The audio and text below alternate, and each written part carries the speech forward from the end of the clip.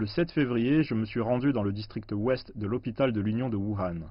Du 1er au 15e étage, ce bâtiment a été transformé en salle d'isolement de niveau 3 pour le traitement des patients graves atteints du nouveau coronavirus. Cependant, en entrant dans l'une de ces salles, on m'a dit que je ne pouvais rien emporter à l'intérieur, y compris mon appareil photo.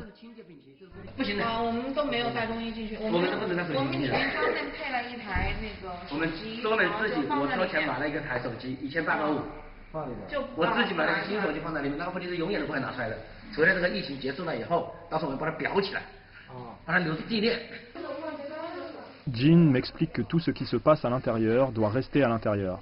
Les médecins et les infirmiers doivent porter 2 couches de vêtements de protection, des gants, des couvre-chaussures, des masques et des lunettes de protection avant d'entrer dans une salle spéciale.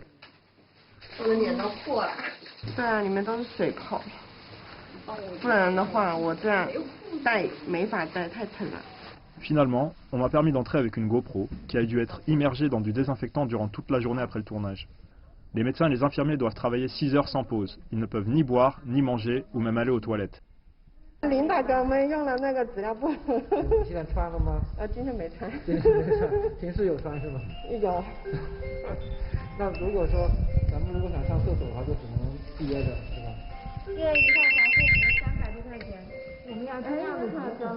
Ici, j'ai rencontré le docteur Tang Xing, qui n'est pas rentré chez lui depuis 2 semaines.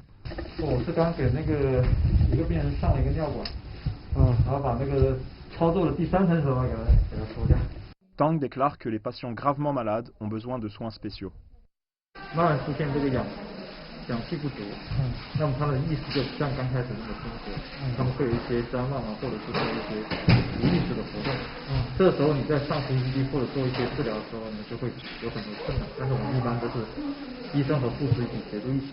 Depuis que je suis entré dans ce quartier spécial, les alarmes des patients n'ont pas cessé de sonner.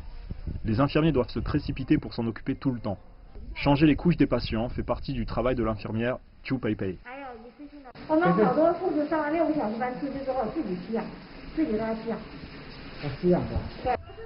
Les médecins doivent se séparer de leur famille et résident dans des hôtels. Lorsqu'elle évoque sa fille de 3 ans, la voix de Chu Peipei commence à trembler.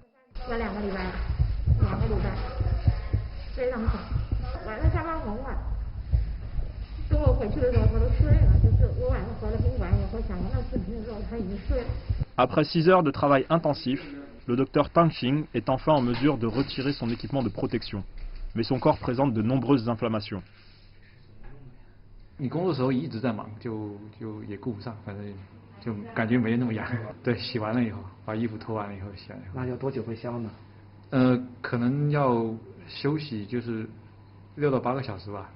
Le personnel médical à Wuhan est confronté à une pression croissante, mais le docteur Tang pense que l'avenir est prometteur.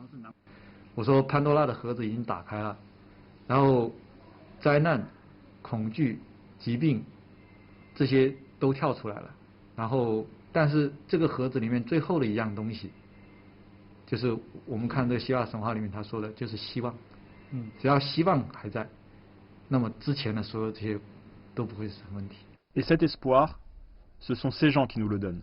L'espoir qu'un jour prochain, le virus sera battu en brèche.